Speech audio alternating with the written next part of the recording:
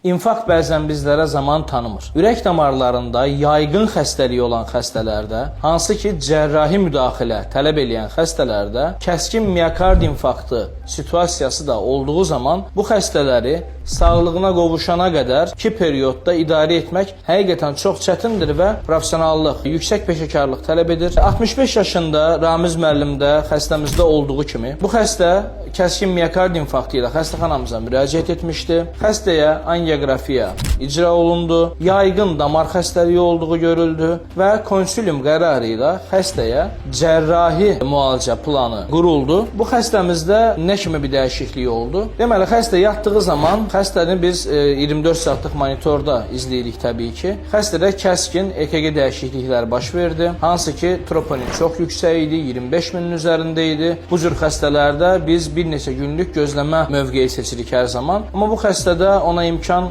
olmadı. İlk başda dediyim kimi infarkt bizə bəzən zaman tanımır və bu xəstəmiz üçün də çox təcili və kəskin qərarlar vermək məcburiyyətində qaldıq. Xəstədə EKG dəyişikliyi ilə birlikdə biz təcili şəkildə xəstəni əməliyyatxanaya aldıq. Əməliyyatxana qapısında xəstənin ürəyi dayandı. Yəni dediyimiz asistoliya baş verdi. Tamamilə kardiyak arrest baş verdi. Biz ilk öncə qapalı ürək masajı ilə, daha sonrasında isə təcili şərtlərdə açıq ürək masajı ilə, yəni biz sinəni açdıqdan sonra ürək ovucumuzda ikən açıq ürək masajı deyilir buna. Açıq ürək masajı ilə xəstəni süni ağciyər ürək aparatına bağladıq və bu şəkildə əməliyyatımıza davam etdik. Tamamilə bütün damarların qan axımını, yəni revaskülərizasiyasını bərpa etdik. Ondan sonra əməliyyatımızı başarılı bir şəkildə tamamladıq. Çox şükür xəstəmiz də yaxşıdır, hər şey qaydasındadır. İlk 10-cu günün kontrolünə gəlib xəstəmiz mutlu, biz də mutlu.